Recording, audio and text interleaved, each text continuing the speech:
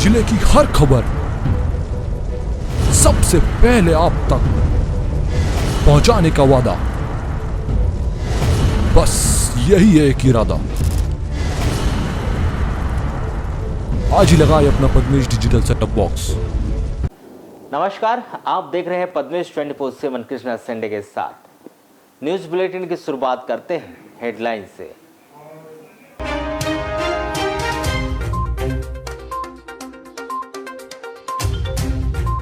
मसीह धर्मावलंबियों के द्वारा जिले भर में मनाया गया गुड फ्राइडे का पर्व। जिले के सभी गिरजाघरों में हुए विभिन्न कार्यक्रमों का आयोजन।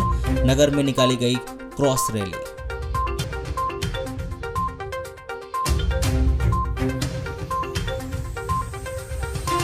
दुर्लभ वन्य प्राणी पेंगोलिन के साथ 4 लोग गिरफ्तार। वन विभाग वाराणसी व एसटीएफ जबलपुर की टीम ने संयुक्त रूप से की कार्रवाई।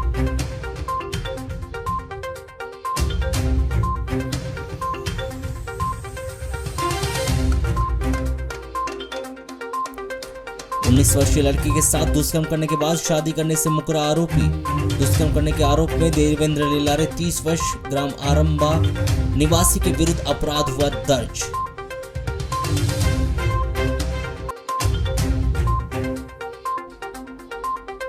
अब उप सरपंच और पंचों ने खोला सरकार के खिलाफ मोर्चा। सरपंचों की तरह मानदेय और हक अधिकार दिए जाने की लगाई गुहार। मांग पूरी न होने पर सामूहिक इस्तीफा की दी चेतावनी।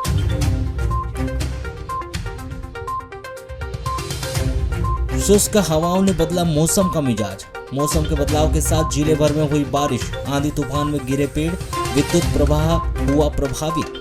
बालाघाट सिवनी हाईवे मार्ग पर लगा जाम, आवागमन में हुई परेशानी।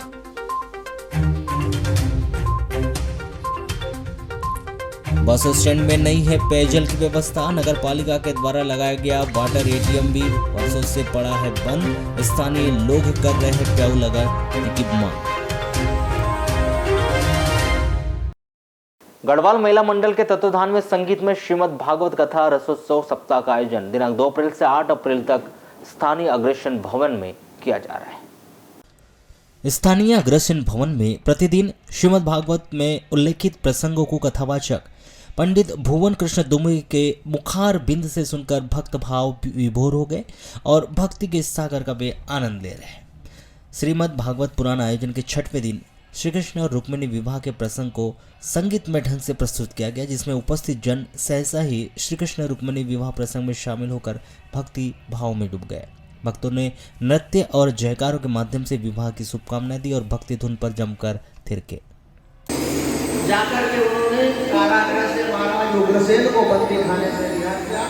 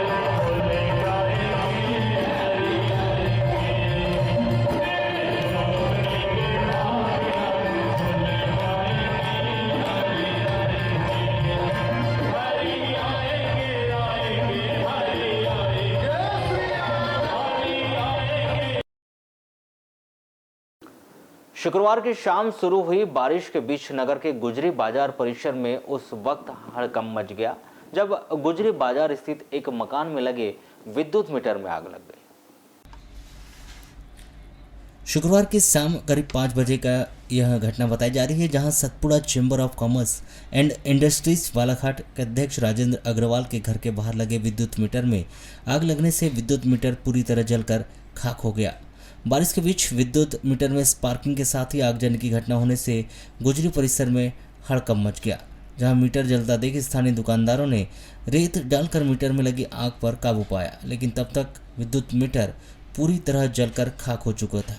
बताया जा रहा है कि यदि समय रहते उस आग पर काबू पाया नहीं जाता तो भारी जानमाल का नुकसान उठाना पड़ सकता था।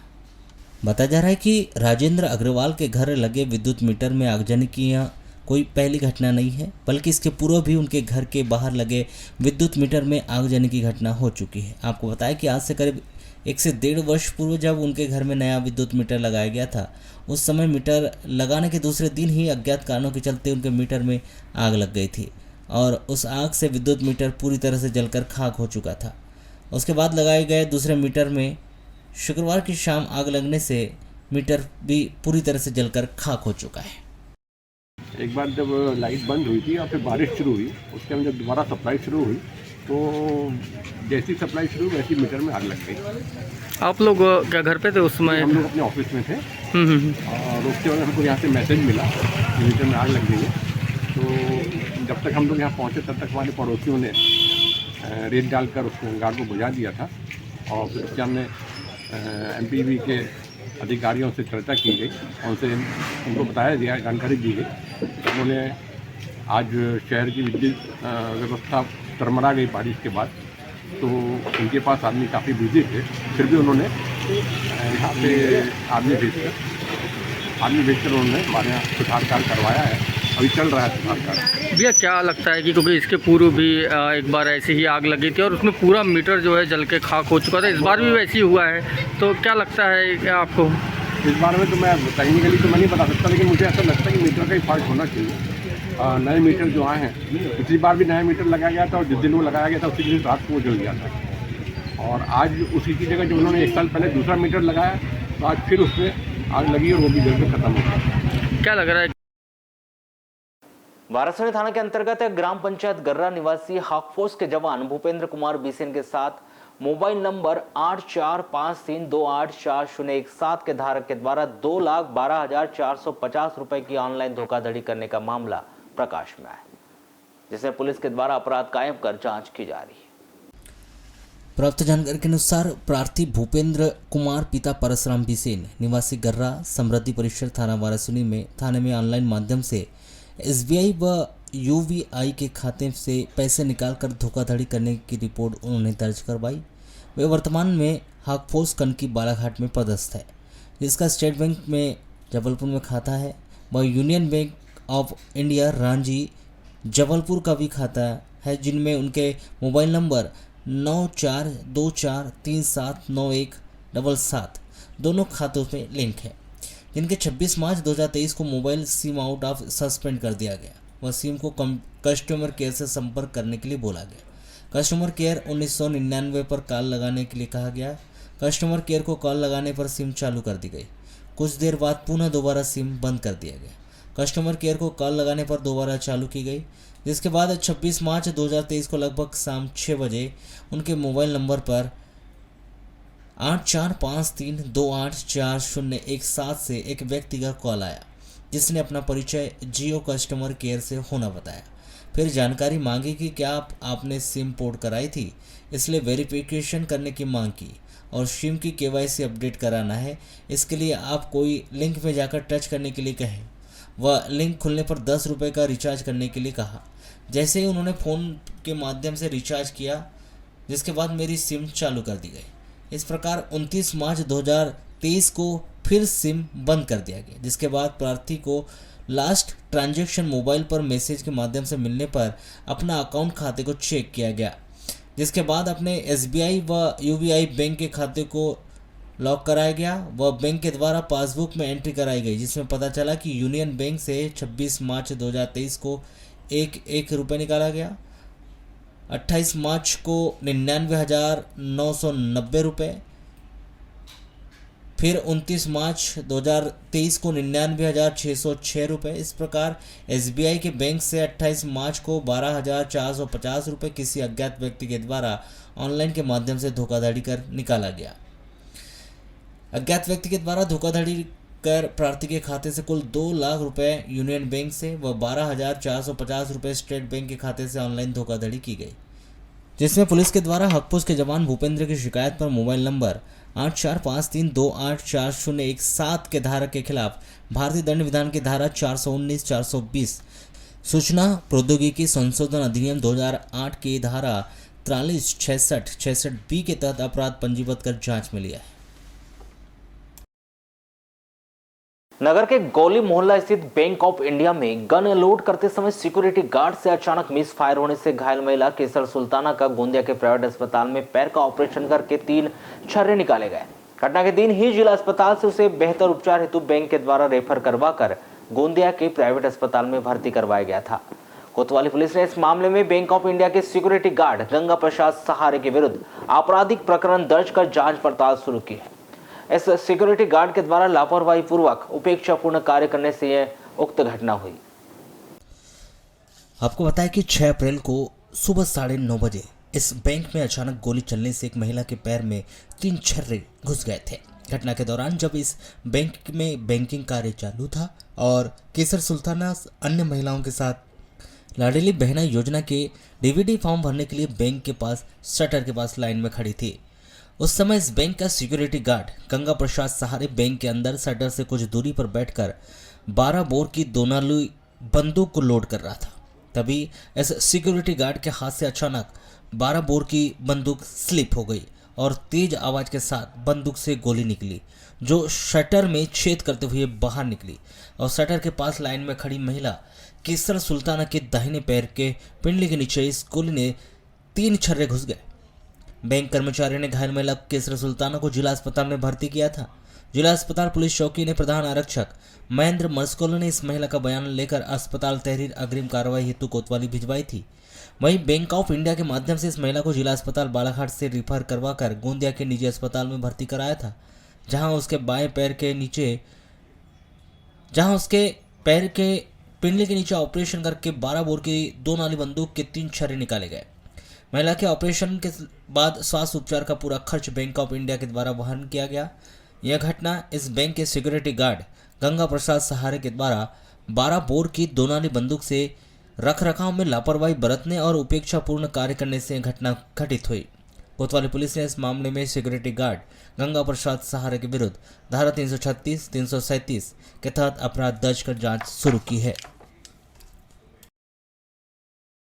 बुलंद आवाज नारी शक्ति आंगनवाड़ी कार्यकर्ता सहायिका संगठन के द्वारा अपनी जायज मांगों को लेकर की जा रही हड़ताल को अब आश्वासन मिलने पर स्थगित कर दिया गया है।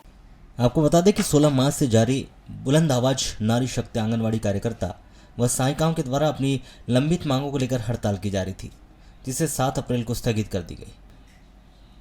हड़ताल आंगनवाड़ी कार्यकर्ताओं के द्वारा पूरे प्रदेश स्तर पर की जा रही थी। वहीं अभी कुछ दिन पहले ही महिला व बाल विकास विभाग के अधिकारी व पर्यवेक्षकों को भी सरकार के द्वारा आश्वासन मिलने पर उन्होंने भी 1 महीने के लिए अपनी हड़ताल समाप्त कर काम पर लौट गए थे। उसी प्रकार बुलंद आवाज नारी शक्ति के द्वारा भी 1 माह के मिले आश्वासन पर अपनी हड़ताल को समाप्त कर आंगनवाड़ी कार्यकर्ता व सहायिकाएं अब काम पर लौट चुकी है। शक्ति आंगनवाड़ी कार्यकर्ता सहायता संगठन भोपाल के तत्वाधान में आज कलेक्टर साहब को एक ज्ञापन प्रस्तुत किए हैं और इन लोगों का लंबी मांग थी पहले की, वो ज्ञापन प्रदेश व्यापी था। अब आज आप लोग ये हड़ताल 1 माह तक के लिए स्थगित किए गए हैं और ज्ञापन दिए हैं कि हमारी मांग संभवतः हो जाएगा पूरा, तो आज ज्ञापन दे के लोग समाप्त कर देंगे। 2023 से सामूहिक अवकाश पे थे हम लोग पूरा मध्य प्रदेश पर। कल 6/4/2023 को सागर जिले में माननीय कैबिनेट मंत्री भूपेंद्र सिंह जी मुख्यमंत्री महोदय के निर्देशानुसार हमें आश्वस्त किया है कि मुख्यमंत्री जी हम बहनों की तरफ संवेदनशील है और जल्द हम सभी बहनों को भोपाल में बुलाकर हमारी मांगों की तरफ चर्चा कर और मांगों को पूरा करने का आश्वस्त किया है। तो हम माननीय मंत्री महोदय जी की बातों से विश्वास करते हुए हम 1 महीने के लिए अपनी हड़ताल को स्थगित करते हैं। प्लेटो क्लब के द्वारा छिंदवाड़ा नगर में आयोजित अंतर्राष्ट्रीय लॉन टेनिस प्रतियोगिता में अपने खेल का उत्कृष्ट प्रदर्शन करते हुए बालाघाट निवासी खिलाड़ी परेश बाफना ने 4 एकल मुकाबले जीतकर फाइनल में प्रवेश किया, जहां वे 55 प्लस आयु वर्ग सिंगल फाइनल में रनर अप रहे, तो वहीं 55 वर्ष आयु वर्ग के सेमीफाइनल डबल मुकाबले में छिंदवाड़ा के महेंद्र मनघटे एंड पार्टनर से कड़े संघर्ष में हार गए। जहां प्लेटो क्लब के द्वारा आयोजित इस अंतर्राष्ट्रीय लॉन टेनिस बॉल प्रतियोगिता में परेश बाफना के उत्कृष्ट खेल की हर किसी ने प्रशंसा की। जहां आयोजित अंतर्राष्ट्रीय लॉन टेनिस बॉल प्रतियोगिता में उन्होंने एकल उप विजेता बनकर बालाघाट का गौरव बढ़ाया है। बिरसा थाना के अंतर्गत ग्राम झांगुल के बनिया टोला में एक महिला विद्युत करंट से आहत हो गई। श्रीमती दिनेश्वरी पति राजेश श्रीवास 35 वर्ष को जिला अस्पताल में भर्ती किया गया है। प्राप्त जानकारी के अनुसार दिनेश्वरी अपने पति के साथ खेती मजदूरी करती है, जिसके परिवार में 2 बच्चे हैं। बताया गया कि 7 अप्रैल को सुबह 5 बजे दिनेश्वरी नहाने के लिए अपने घर के बाथरूम में गई थी। बाथरूम के अंदर कपड़े टांगने के तार के अलावा विद्युत का भी तार लगा हुआ है। जब दिनेश्वरी ने नहाने के बाद कपड़े सुखाने वाले तार को पकड़ा, वैसे ही उसे जबरदस्त करंट लग गया और बाएं हाथ की हथेली झुलस गई। विद्युत करंट लगने के साथ ही दिनेश्वरी बाथरूम में गिर गई थी, जिससे उसे कमर व काफ़ी शरीर में चोटें भी आई। परिवार के लोगों ने उसे बिरसा के अस्पताल में भर्ती किया था। वहां से प्राथमिक उपचार के बाद दिनेश्वरी को बेहतर उपचार हेतु जिला अस्पताल बालाघाट रेफर किया गया है। जानकारी के मुताबिक बाथरूम में जहां कपड़े सुखाने का तार बंधा है, वहीं पर विद्युत तार भी लगा हुआ था। कपड़े सुखाने के तार से विद्युत तार चिपकने से कपड़े सुखाने वाले तार में विद्युत प्रभावित हो गई थी, जिससे दीपेश्वरी को विद्युत करंट लग गया, जिससे उसे करंट लग गया और हाथ की हथेली भी झुलस गई। 7 अप्रैल को दक्षिण सामान्य वन मंडल वन परिक्षेत्र वारासुनी कार्यालय के तहत डोंगरगांव बीट के भाग 2 के अंतर्गत ग्राम मंगेझरी से दुर्लभ वन्य प्राणी पेंगोलिन तस्करी की घटना सामने आई, जिसमें वन विभाग वारासुनी व जबलपुर एसटीएफ के द्वारा संयुक्त रूप से कार्रवाई करते हुए दुर्लभ वन्य प्राणी पेंगोलिन की तस्करी कर रहे 4 लोगों को जीवित पेंगोलिन के साथ गिरफ्तार कर 7 अप्रैल को वारासुनी न्यायालय के समक्ष पेश किया गया, जहां से न्यायालय ने उन्हें जेल भेज दिया है। प्राप्त जानकारी के अनुसार वन विभाग वारासुनी के द्वारा सक्रियता के साथ वन क्षेत्र की पहरेदारी की जा रही है। ऐसे में वन विभाग को मुखबिर से सूचना मिली थी कि वन परिक्षेत्र वारासुनी के डोंगरगांव बीट के भाग 2 में कुछ लोगों के द्वारा वन्य प्राणी की तस्करी की जानी है, जिसके ऊपर वन परिक्षेत्र वारासुनी के द्वारा नजर बनाकर रखी गई थी। ऐसे में जबलपुर एसटीएफ को भी सूचना मिली, जिस पर वहां वारासुनी वन परिक्षेत्र पहुंचकर सूचना देकर वारासुनी वन विभाग के साथ संयुक्त रूप से कार्रवाई की गई, जिसमें 6 अप्रैल को वन्य प्राणी की तस्करी कर रहे 4 लोगों को रंगे हाथों गिरफ्तार किया गया, जिसमें उनसे पूछताछ कर उनकी जांच की गई तो उनके पास से जूट के बोरे में करीब 25 किलो से अधिक वजन का पेंगोलिन बरामद किया गया।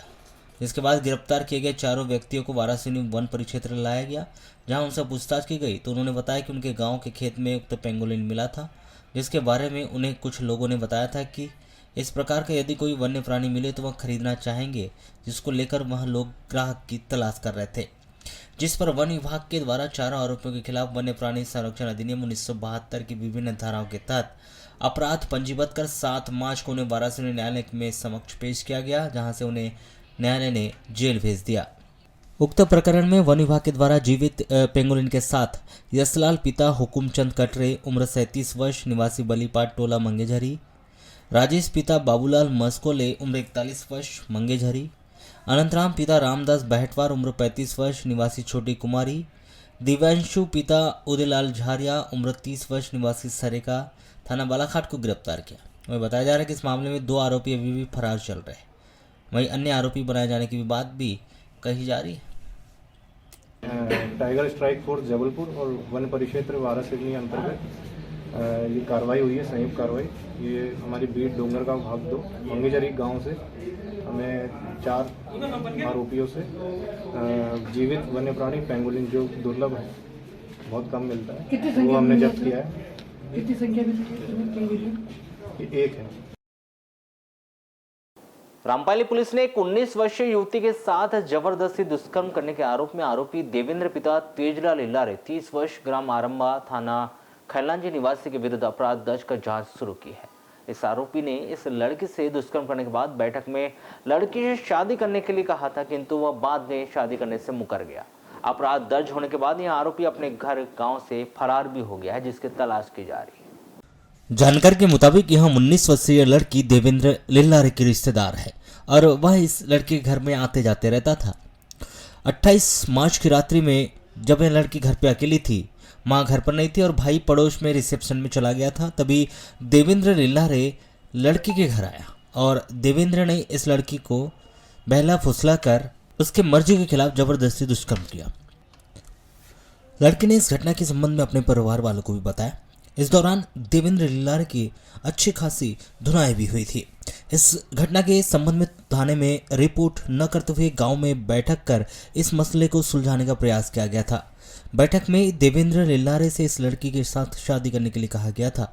तब देवेंद्र लिल्लारे ने बैठक में अपनी बड़ी बहन की शादी 30 मार्च को होने के बाद 2 अप्रैल को इस लड़की यानी पीड़िता के साथ शादी कर लेने के संबंध में कहा था। इस संबंध में लिखापढ़ी भी की गई थी, किंतु 30 मार्च को देवेंद्र लिल्लारे की बहन की शादी होने के बाद 2 अप्रैल को देवेंद्र लिल्लारे ने इस लड़की के साथ शादी नहीं की और वह शादी करने से मुकर गया। इसके बाद 6 अप्रैल को यह लड़की अपने परिवार वालों के साथ रिपोर्ट दर्ज कराने के लिए रामपाली पुलिस थाने पहुंची और घटना के संबंध में बताया। रामपाली पुलिस थाने में इस लड़की की व्यथा सुनकर लड़की के द्वारा की गई रिपोर्ट पर देवेंद्र पिता तेजला लिल्लारे ग्राम आरंभा निवासी के विरुद्ध धारा 376 के तहत अपराध दर्ज किया गया। अपराध दर्ज होने की खबर मिलते ही देवेंद्र लिल्लारे घर से फरार हो गया, जिसकी तलाश की जा रही है।